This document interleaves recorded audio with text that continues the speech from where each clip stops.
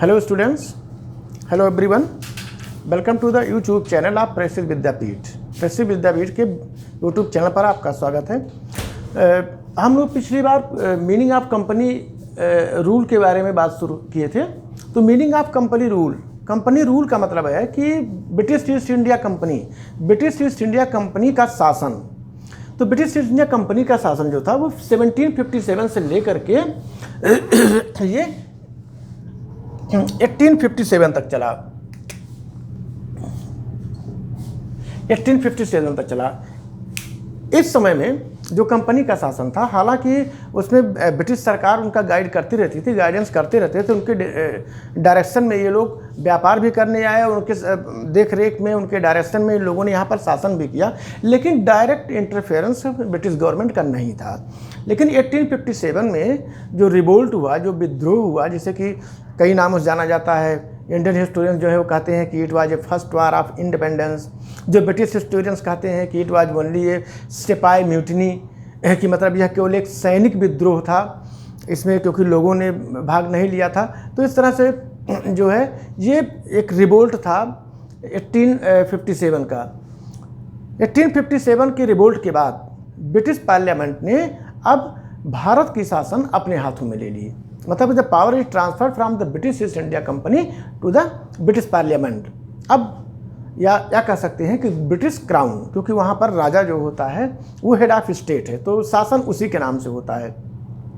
तो अब यहाँ का शासन जो है वह ब्रिटिश क्राउन के हाथों में चला गया। मतलब कि अब सीधे सीधे ब्रिटिश सरकार जो है यहाँ पर शासन करने लगी। तो ईस्ट इंडिया कंपनी के बारे में हम लोग डिटेल में बात करेंगे अभी सिर्फ इतना यहाँ ही जान लीजिए कि कंपनी के शासन से मतलब है कि 1757 से लेकर के 1857 तक, इस 100 साल तक ब्रिटिश ईस्ट इंडिया कंपनी का शासन भारत पर रहा। उसके बाद भारत का शासन, the rule of India transferred in the hands of British crown. इसके बाद यह ब्रिटिश क्राउन के हाथ में चला गया। उसके बाद अब सीधे सीधे ब्रिटिश सरकार भारत पर शासन करने लगी थी। तो ये तो कंपनी रूल के बारे में। इसके बाद बात करते हैं डॉक्ट्रिन ऑफ मर्केंटिलिज्म। मर्केंटिलिज्म को कहते हैं, हिंदी में कहते हैं वाणिज्यवाद। वाणिज्यवाद की जो विचारधारा थी, ये विचारधारा 15वीं सेंचुरी से लेकर 18वीं सेंचुरी तक बहुत तेजी से फैली। वाणिज्यवाद जैसे इसका नाम है, ये जो आइडियोलॉजी थी, इसने व्यापार और वाणिज्य को बहुत अधिक बढ़ावा दिया।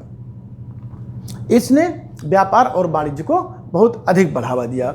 ये एक इकोनॉमिक, अच्छा, मर्केंटिलिज्म के क्या क्या कैरेक्टरिस्टिक्स हैं इस पर हम बात करते हैं। It is an economic system. Mercantilism जो है वो एक इकोनॉमिक सिस्टम है। ये अर्थ से बिलोंग करता है, ये धन से बिलोंग करता है।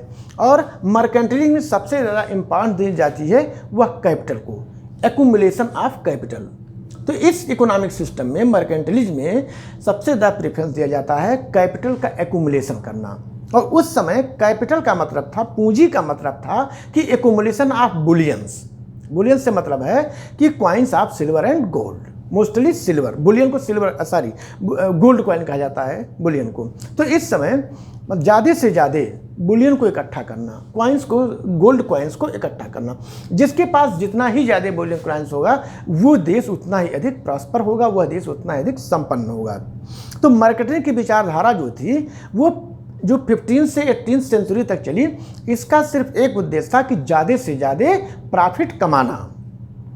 और कैसे? व्यापार से अधिक प्रॉफिट कमाना।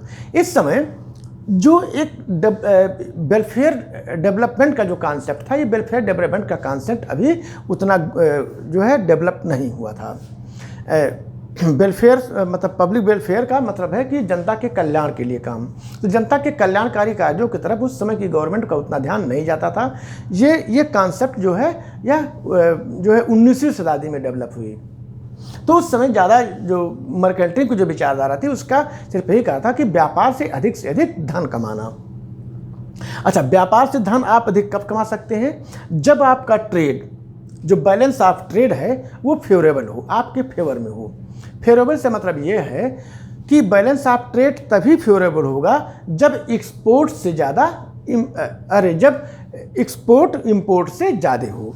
For more export than import. Export का मतलब होता है कि अपने देश से सामान को किसी दूसरे देश में बेचना, उसे एक्सपोर्ट कहा जाता है। और दूसरे देश का सामान हम अपने देश में खरीदें, इसे कहा जाता है इम्पोर्ट। या दूसरे देश का सामान हम यहाँ खरीदें, उसे कहा जाएगा इम्पोर्ट।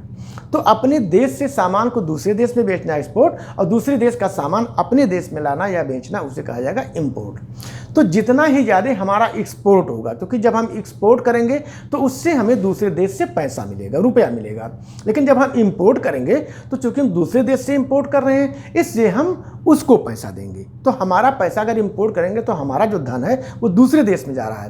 लेकिन अगर एक्सपोर्ट करते हैं तो दूसरे देश का धन हमारे देश में आ रहा है।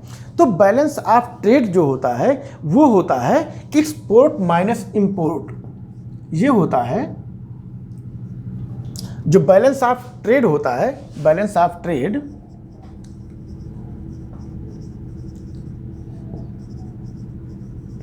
इसका मतलब होता है कि एक्सपोर्ट माइनस इंपोर्ट।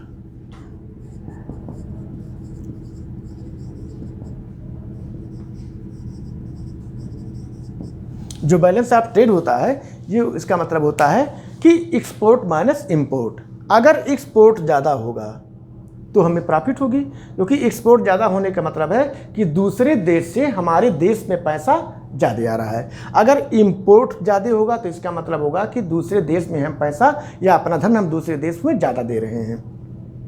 तो फेवरेबल बैलेंस ऑफ ट्रेड तभी होगा जब एक्सपोर्ट से ज़्यादा इंपोर्ट हो। जैसे मान लीजिए कि अगर हम 1000 रुपये का मान लीजिए कि हम एक्सपोर्ट कर रहे हैं, और अगर इंपोर्ट हम 800 का कर रहे हैं, तो एक्सपोर्ट जो है वह ज़्यादा हो रहा, मतलब कि हमें जो प्रॉफिट हो रही है वो करीब 200 RS की हो रही है, 200 रुपये की हो रही है। तो इस स्थिति में जो बैलेंस ऑफ ट्रेड होगा वो कहा जाएगा कि फेवरेबल है, मतलब हमारे फेवर में है। लेकिन अगर यहीं पर इंपोर्ट अगर मान लीजिए कि एक्सपोर्ट अगर 1000 रुपये का है और इंपोर्ट मान लीजिए आपका 1200 रुपये का होगा, तो ये फेवरेबल नहीं होगा, क्योंकि आप माइनस में चल रहे हैं। ये हो जाएगा -2000 RS।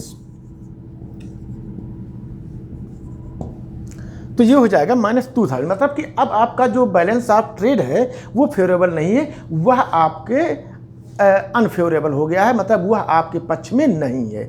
तो उस समय जो मर्केंटाइल की विचारधारा थी वही विचारधारा कि ज़्यादा से ज़्यादा एक्सपोर्ट करो और कम से कम इंपोर्ट करो, जिससे कि दूसरे देश का धन हमारे देश में आए और हमारे देश का धन दूसरे देश में कम जाए।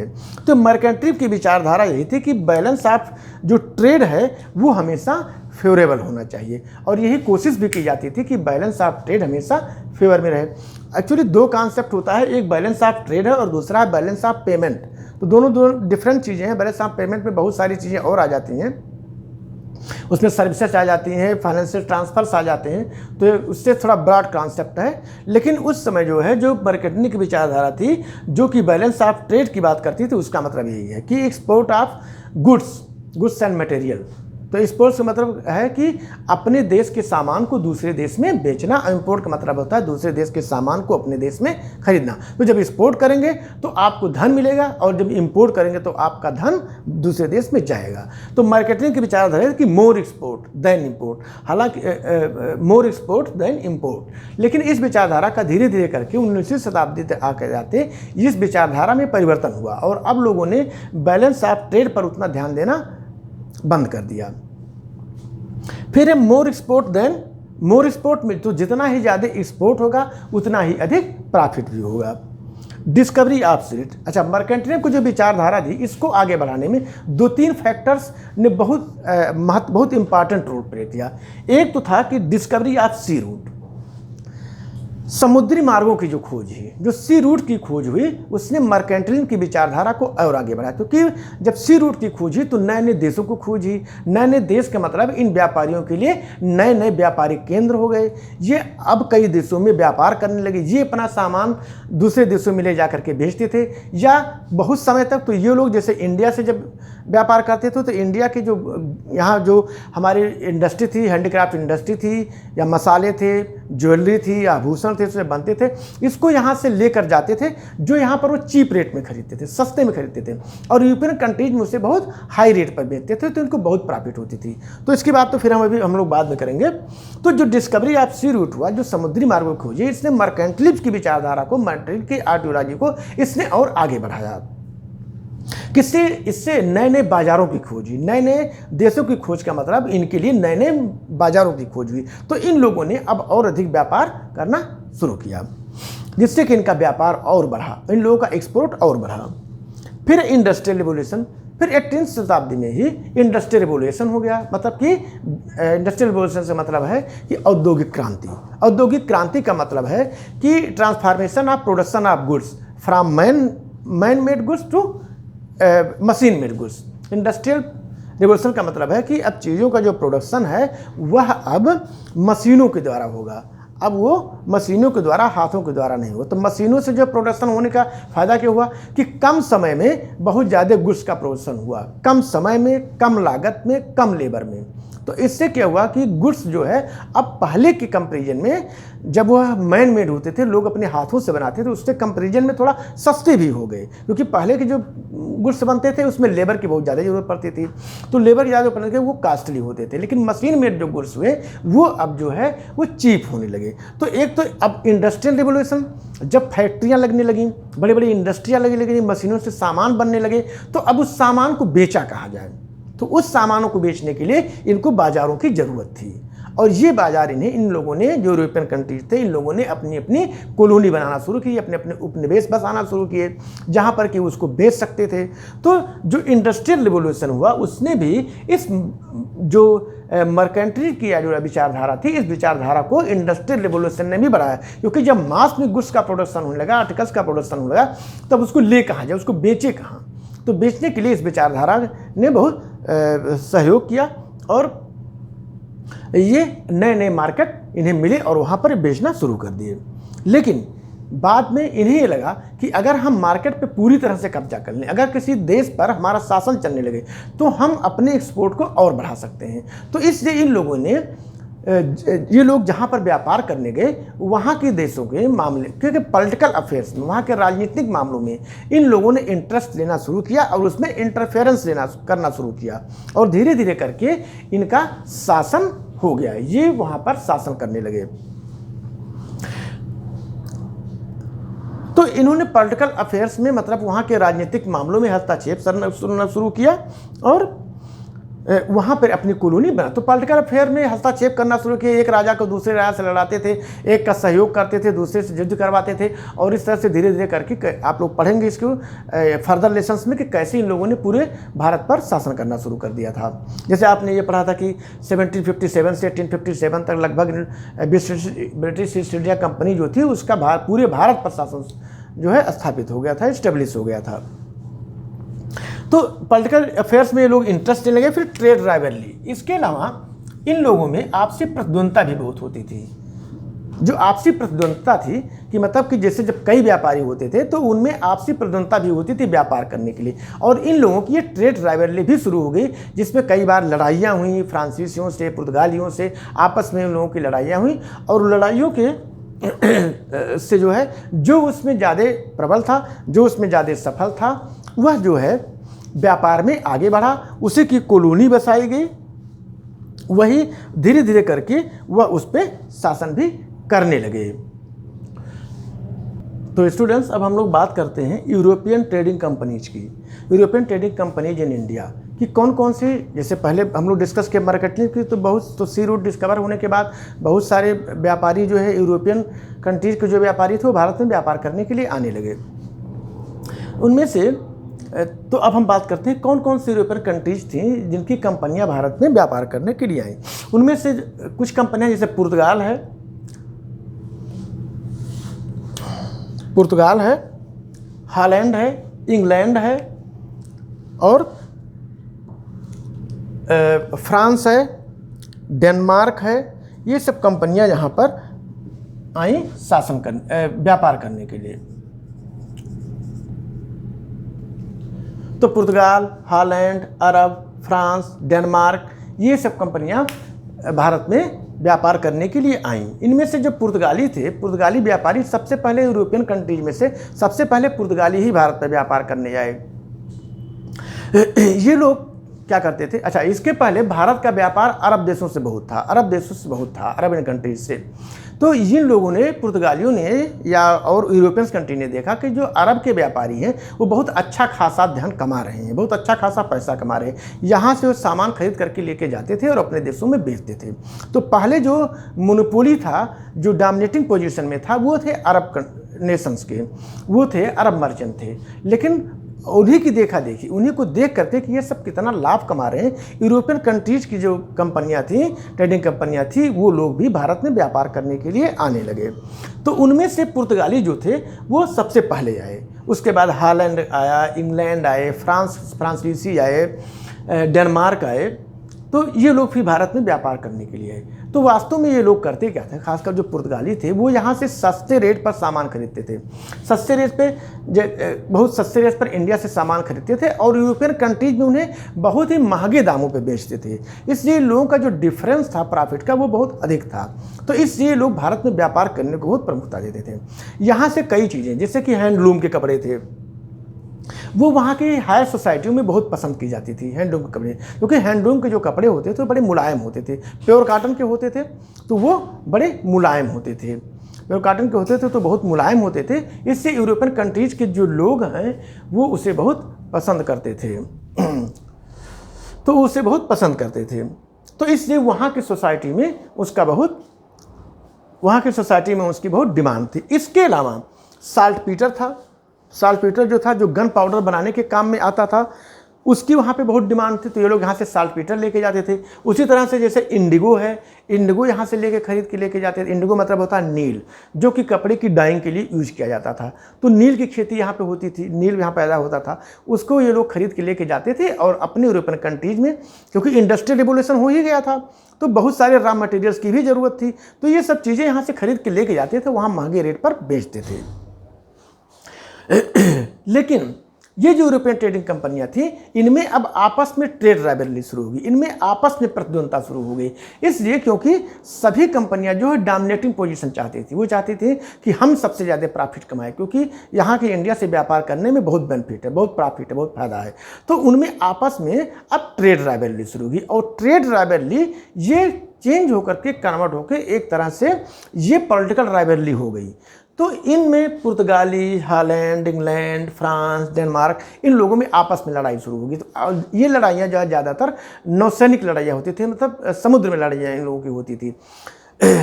क्योंकि इनकी नौसैनिक शक्ति जो थी, वो जो नेवल पावर था, नेवी पावर था, वो काफ़ी स्ट्रांग था और सबसे ज़्यादा स्ट्रांग था ब्रिटेन्स का, इंग्लैंड का। अंततोगत्वा इंग्लैंड ने सारे यूरोपियन कंट्रीज के व्यापारियों को मार्केट से, इंडिया के मार्केट से बाहर कर दिया। उनसे लड़ाई करके, उनको मार करके, उनसे वार करके, पॉलिटिकल इंटरफेरेंस करके बहुत सारी तरह की टैक्टिक्स उन लोगों ने अपनाई और इस तरह से उन लोगों ने पुर्तगालियों को, हॉलैंड वालों को, फ्रांसीसी जो मर्चेंट थे उनको, डेनमार्क के जो मर्चेंट थे, सब कुछ उन लोगों ने इंडिया के मार्केट से बाहर कर दिया और बाद में सिर्फ ईस्ट इंडिया कंपनी, एक कंपनी बची भारत में व्यापार करने के लिए। और ये अच्छी खासी प्रॉफिट कमाने के नाते इनके पास पैसा भी हो गया और उस पैसों से अब इन लोगों ने अपना पॉलिटिकल अफेयर भी शुरू कर दिया। यहाँ के राजनीतिक मामलों में लोग हस्तक्षेप भी करना शुरू कर दिए और हस्तक्षेप इस तरह से बढ़ा कि धीरे धीरे करके ये यहाँ के जो है एक पावर के रूप में उभरे, एक शक्ति के रूप में उभरे और अंत में on last they become our ruler, और लास्ट में वो हमारे शासक ही बन बैठे और हमारे ऊपर शासन करने लगे। तो ये ट्रेडिंग कंपनी जो व्यापार करने के लिए आई थी वो हमारा शासक बन बैठी, तो वो जो है हमारी शासक बन बैठी। इसके अलावा इन लोगों ने जो प्रिंसली स्टेट थे, जो छोटे छोटे प्रिंसली स्टेट थे, करीब 600 प्रिंसली स्टेट थे, छोटे छोटे राजा थे, उन सभी को इन लोगों ने अपने राज्य में मिला लिया। मतलब ईस्ट इंडिया कंपनी ने अपने राज्य में मिला लिया, उनका धीरे धीरे करके एनेक्सेशन करते रहे, उनका विलय करते रहे और उसे राज्य में मिला लिया। इसके अलावा उन्होंने जैसे बर्मा में, अफगानिस्तान में, यहाँ पर भी इन लोगों ने शासन किया। श्रीलंका में जो आसपास के हमारे नेबरिंग कंट्री थे, भूटान है, यहाँ सब भी इन लोगों ने शासन किया और व्यापार भी किया इन लोगों ने। तो इन सब चीज़ों से इन्हें बहुत फायदा हुआ और एक बड़े पॉलिटिकल पावर के रूप में ये लोग उभर कर आए। तो स्टूडेंट्स इस तरह से वो ट्रेडर से हमारे मास्टर बन गए, वो ट्रेडर से मतलब व्यापारी से वो हमारे शासक बन गए। जो ये व्यापार करने के लिए उनमें पुर्तगाली, हॉलैंड के, जैसे डच भी कहा जाता है, आप डच भी पढ़ने को आपको मिलेगा, इंग्लैंड के, फ्रांस के, डेनमार्क के, ये सभी शासन करने हैं। इनका हम अगले के लेक्चर्स में एक एक करके इनकी डिटेल के बारे में बताया कि जैसे पुर्तगाली, डच, इंग्लैंड, फ्रांसीसी वो किस तरह से व्यापार किए, कैसे इन लोगों की आपस में ट्रेड राइवलरी हुई, कैसे पॉलिटिकल राइवलरी हुई, कैसे इन दोनों लोगों ने एक दूसरे से वार किए, इन दोनों के बीच युद्ध हुआ और अंत में सभी लोगों को धीरे धीरे करके ब्रिटेन ने सभी लोगों को बाहर कर दिया और सिर्फ ब्रिटिश ईस्ट इंडिया कंपनी यहाँ पर व्यापार करने के लिए रह गई और बाद में वह हमारे पॉलिटिकल पावर बन गई और हमारे देश पर शासन कर ली। तो इन सब के बारे में एक एक करके पुर्तगाल के, डच के, फ्रांस के, इंग्लिश के बारे में हम नेक्स्ट लेक्चर में एक एक करके बात करेंगे। That's all, thanks.